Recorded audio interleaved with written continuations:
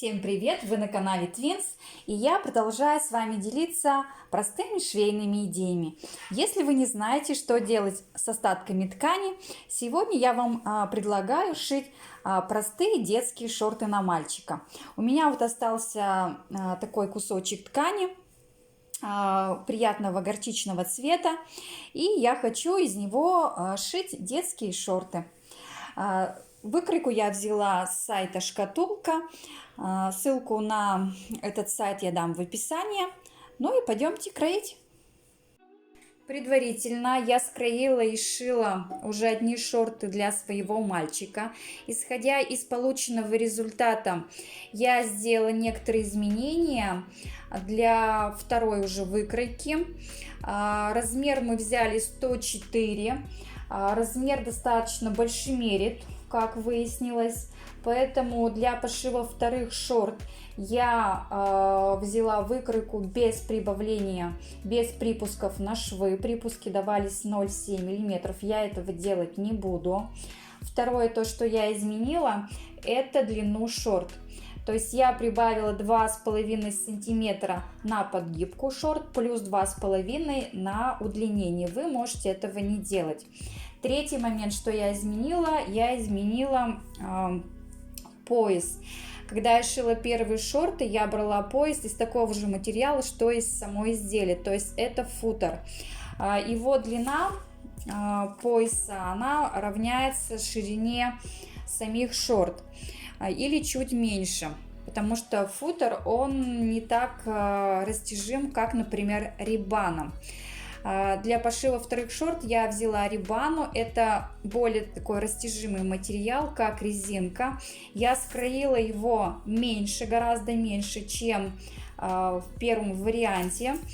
Вы можете скроить рибану для пояса уже по ходу пошива, то есть когда вы получите ширину вашего изделия, вы этот результат измеряете, умножаете на 0,70, на 0,7, на 0,75, и у вас выходит длина вашего пояса.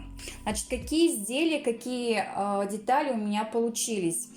Это задняя половина шорт 2 детали, передняя половина шорт 2 детали, мешковина карман 2 детали, бачок переда шорт тоже 2 детали. И обтачка входа в карман 2 детали со сгибом.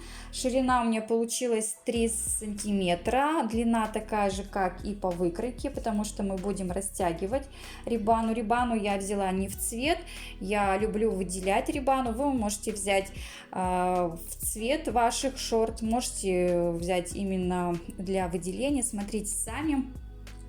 И первое, что мы будем делать, мы будем стачивать задние половинки шорт и передние. То есть мы кладем лицом к лицу заднюю и переднюю половину шорт, скалываем булавочками и проходим, делаем строчку на оверлоке либо на швейной машине. После того, как мы стачали заднюю половину шорт и переднюю половину шорт на оверлоке или на швейной машине, мы переходим к обработке карманов. Оставляем переднюю половину шорт, берем мешковины, обтачку из рибаны, предварительно обтачку загибаем пополам, приутюживаем и накладываем поверх среза в карман, прикладываем и на рибану мы накладываем еще мешковину, совмещаем все срезы, рибана должна у нас растянуться. Все это мы скалываем булавочками. Рибану лучше, конечно, растянуть в начале, чтобы она у нас немножко вот вылезала из изделий, двух изделий немножко. И растягиваем по всей длине. Растягиваем.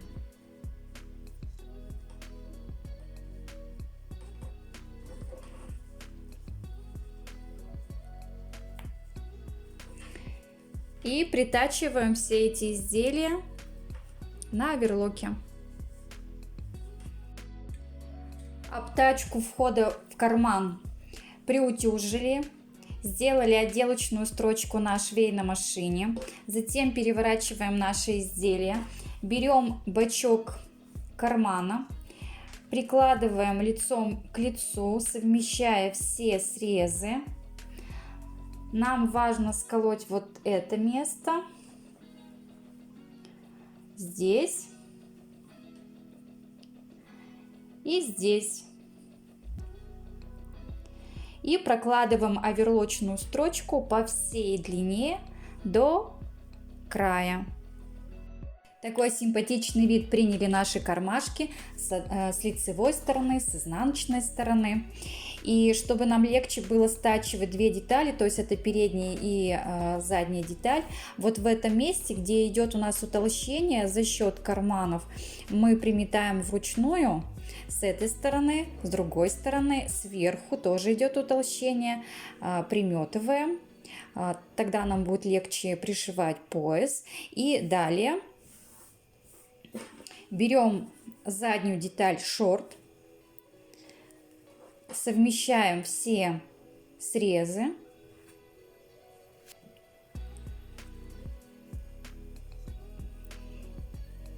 скалываем булавочками и прокладываем по всей длине оверлочную строчку. Переходим к обработке боковых срезов с одной стороны и с другой стороны. Для этого переворачиваем изделие наизнанку.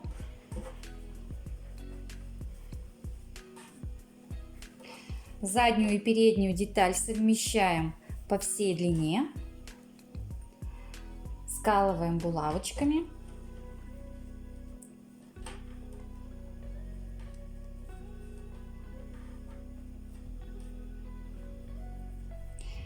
И прокладываем оверлочную строчку с одной стороны и с другой стороны шорт. Итак, полученные боковые швы и шаговый шов приутюжили. И переходим к пришиванию пояса.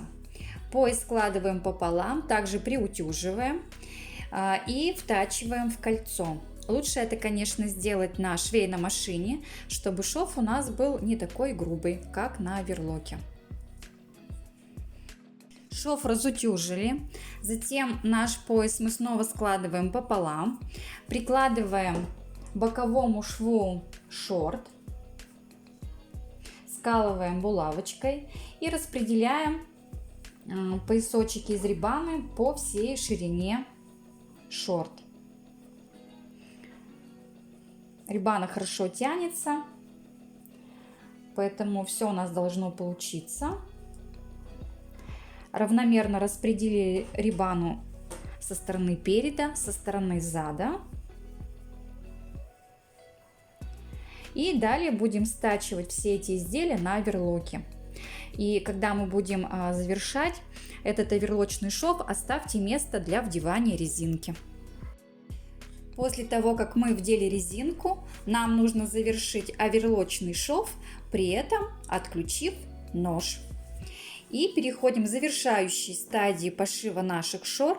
Мы будем подгибать низ изделия на 2 сантиметра.